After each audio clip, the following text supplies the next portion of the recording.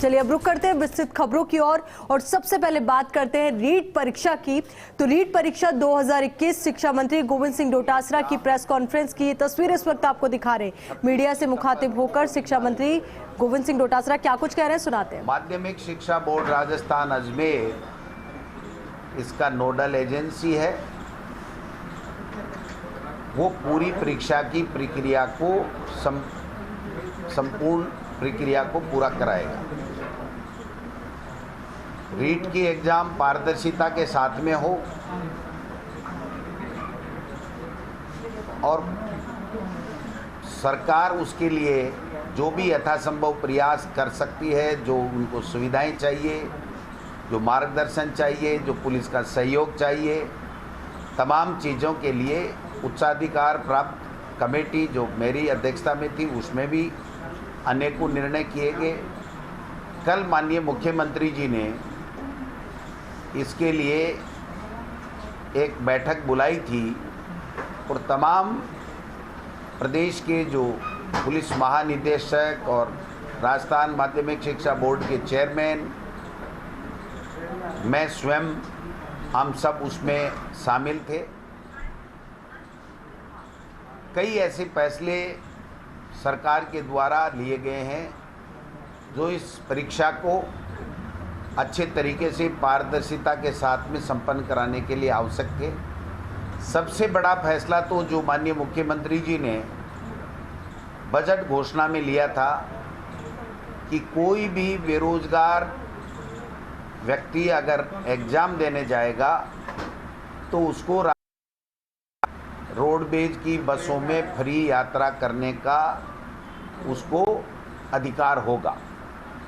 लेकिन इस रीट की एग्ज़ाम में चूँकि 15 लाख के लगभग विद्यार्थी आवागमन करेंगे, राजस्थान रोडवेज की बसें उतनी नहीं होने के बाद कल माननीय मुख्यमंत्री जी ने ये निर्णय लिया कि जितनी इन बच्चों के लिए आने जाने के लिए जितनी बसों की आवश्यकता, हम उन प्राइवेट बसों का अधिग्रहण करेंगे और राजस्थान रोडवेज के साथ साथ उन तमाम प्राइवेट बसों को राज्य सरकार किराया देगी जो उन बच्चों को लाने और ले जाने के लिए आवश्यक होगा। तो एक तो सबसे बड़ा इम्पोर्टेंट निर्णय हमारी सरकार का ये हुआ है कि उन तमाम बच्चों को फ्री में राजस्थान रोडवेज और अधिकृत की हुई प्राइवेट बसों में आने और जाने का एग्ज़ाम के लिए अधिकार होगा। दूसरा, 4000 से अधिक माध्यमिक शिक्षा बोर्ड के द्वारा सेंटर बनाए गए हैं। उनमें 10-11 जिलों में जहाँ से शिकायतें ज़्यादा मिलती रही हैं, वहाँ पर पूरे के पूरे ज़िले सीसीटीवी कैमरे की कैद में रहेंगे।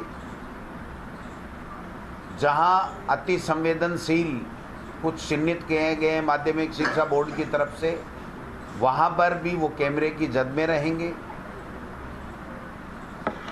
तमाम सेंटर के ऊपर जो प्रश्न पत्र जहाँ से थाने से या ट्रेजरी से उठेगा उससे लेकर के और परीक्षा में जब तक प्रश्न पत्र खुलेगा और वितरित होगा तब तक की वीडियोग्राफी तमाम पूरे प्रदेश में सभी सेंटरों पे कराई जाएगी। एक निर्णय कल ये भी लिया गया कि कोई भी सरकारी अधिकारी कर्मचारी अगर किसी तरीके से नकल कराने में या पेपर आउट करने में या किसी भी तरह की अवांछित गतिविधियों में परीक्षा में रोड़ा डालने में अगर कोई शामिल होगा तो उसको बर्खास्त किया जाएगा। अगर कोई प्राइवेट स्कूल या उसका कार्मिक इसमें बाधा डालते हुए या पेपर आउट करने में या नकल कराने में शामिल पाया गया तो उसकी मान्यता हमेशा हमेशा के लिए वापस ले ली जाएगी।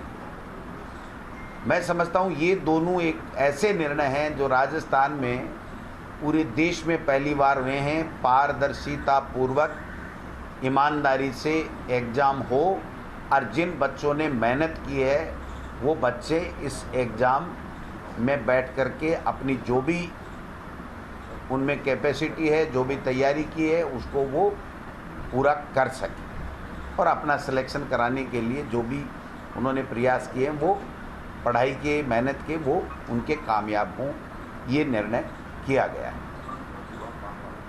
अन्य जहाँ भी पुलिस की आवश्यकता होगी किसी भी तरीके से, उसकी भी पूरे इंतजामात किए गए हैं।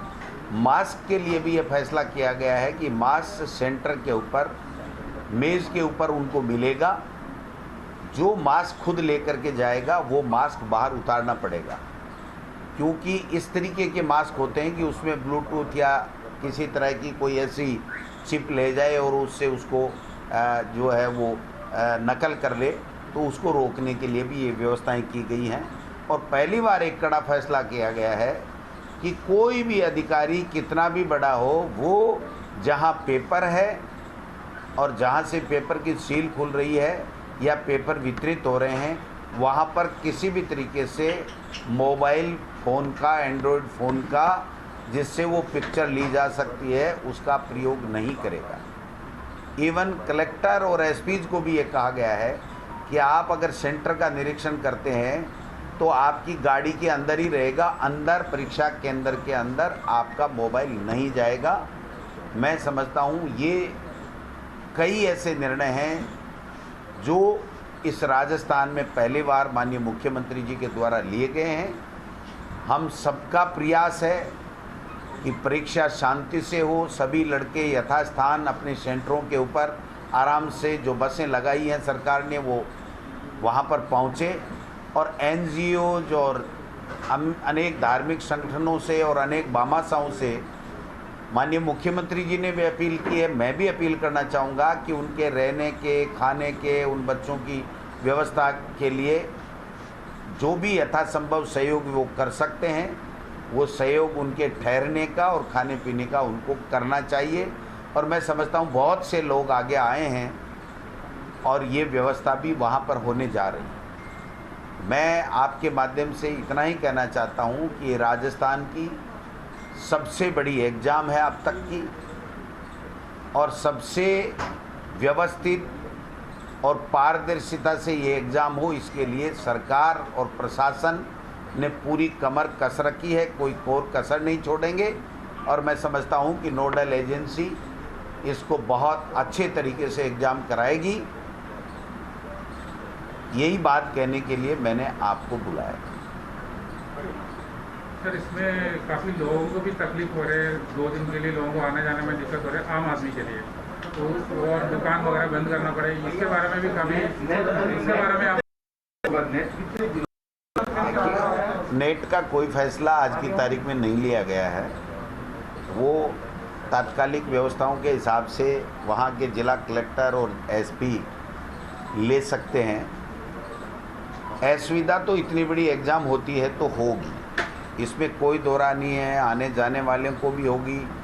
और इसीलिए हमने सबसे अपील की है कि जिसको बहुत ही इमरजेंसी नहीं हो वो यात्रा नहीं करे।